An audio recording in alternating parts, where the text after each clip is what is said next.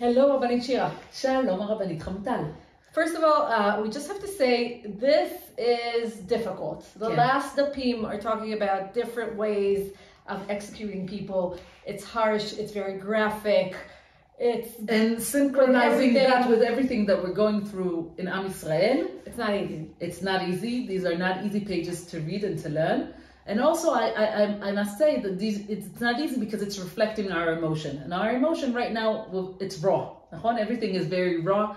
It's hard. We're davening. We're very concerned about what's going on in Am Yisrael. And we're davening to have besorot tovot be'ezrat Hashem and to have our hostages back safely at home. But it's complicated and everything is hard on the heart. But on the other hand, we have not much to do.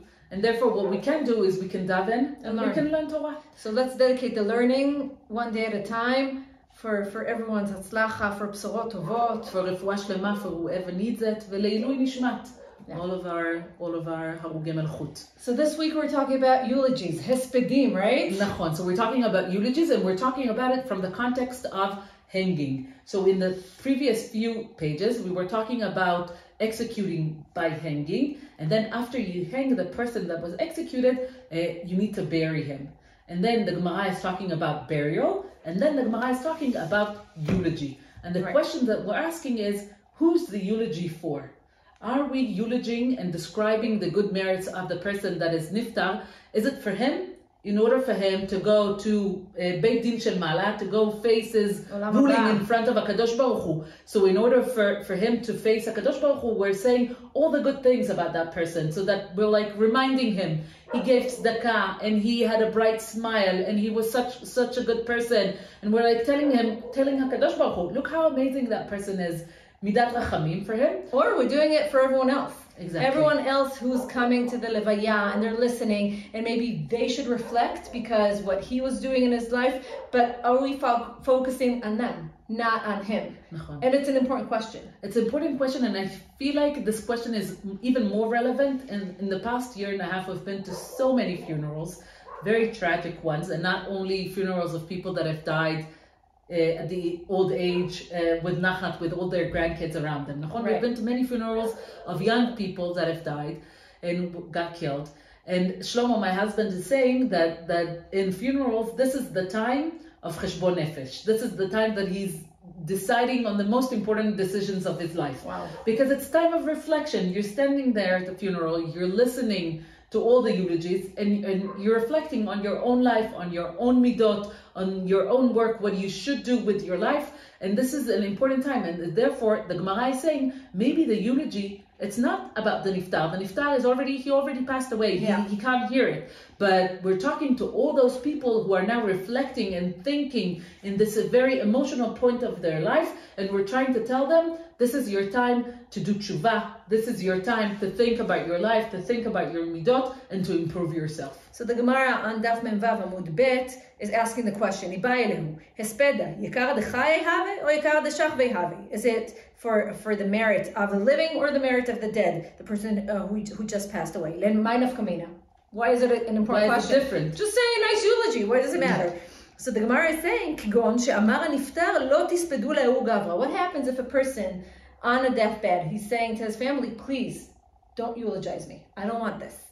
Just do whatever you need. I don't want anyone standing there and talking about me. And the question is, if it's for him, then we wouldn't do it. We would say, okay, this is what he asked. It's his final wishes. But if we're actually eulogizing for the sake of the kahal, for the community, we will. We will say the eulogies about him. Yeah. And also we need to think, why is the person so worried about the people who will eulogize him? Yeah. Because I think people have the tendency, out of good intention, to exaggerate. Exactly. And to say in the eulogies, he was the best person ever. He gave so much tzedakah. He never gave tzedakah in his life.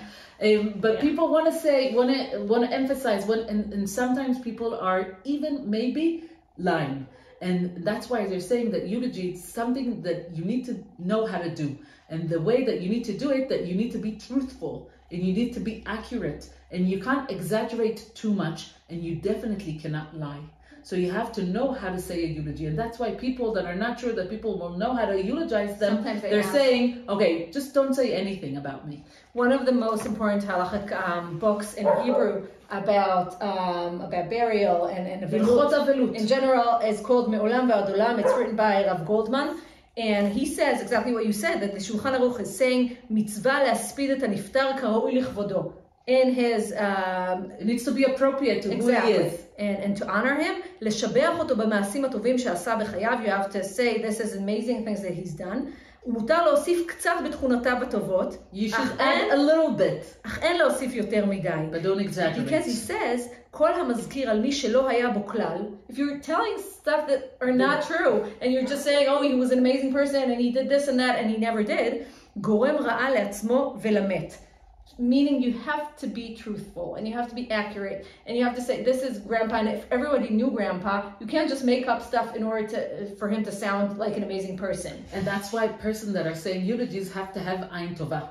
They need to be able to look at the person and to see the good things about him, because every person have good things that you can say about him. Just don't make up things that never existed. So the Gemara is also asking, what happens if the family doesn't want to eulogize? So we're saying the first side is what happens if the person doesn't want to eulogize. So the nafkamina would be if the eulogy is for the niftar, for the person who passed away. And so we're gonna listen to him and we're not gonna eulogize him. But if we're saying that the eulogy is for the crowd, is for the public, then we're not gonna respect his wish, and we're gonna say a eulogy because it's for the benefit of the public. And vice versa. Exactly. But if the family is saying we don't want to have any eulogies, so then if we're saying that the eulogy is for the benefit of the niftar, we won't respect the request of the family, and we will say a eulogy. But if we're saying that the eulogy is for the benefit of the crowd and the family doesn't want it, then we'll respect the request and we won't say the eulogy. And Rav Goldman is saying, Chachamenu danu, this discussion, Ha'im ha'hesped hu lichvod ha'chaim, the living or the dead. And he says, Shura tachtona, their conclusion is, Ha'hesped hu mikvod hamet. The focus should be the person, the niftar, and not anyone standing there. It's important, but it's not the focus. ולכן, מי שציווה שלא יספידוהו, שומעים לו. If a person's saying, I don't want anyone to say anything in my funeral, you should obey his wishes. But if someone is Gdol Ador, is a big tzaddik, he's like a leader, or rabbi, and he says, שלא יספידוהו, you can say a little bit of eulogy because you understand that part of honoring him is actually letting people know who he was, and this is why also in order to create that window of opportunity in a funeral of Talmid Chacham, of a great rabbi, is like a window of opportunity that a lot of people are listening, a lot of people are participating, and they are in this emotional state that you can influence them to improve their ways. He says, meaning don't go overboard, don't talk too much, but there's a time of tshuva. People reflect. People think about who they are, who they should be, because this person just died, and maybe they should be a better person because of this levaya that they just attended. So it's complicated, and I think like everything in life, you have to be accurate, meaning, and you have to be truthful. And I'm wishing for us to be in a lot of smachot and not in a lot of levayot. Be'ezrat Hashem, may we have a lot of besorot tovot. Amen. To Am Yisrael and to everyone. Amen. Shavua tov. Shavua tov.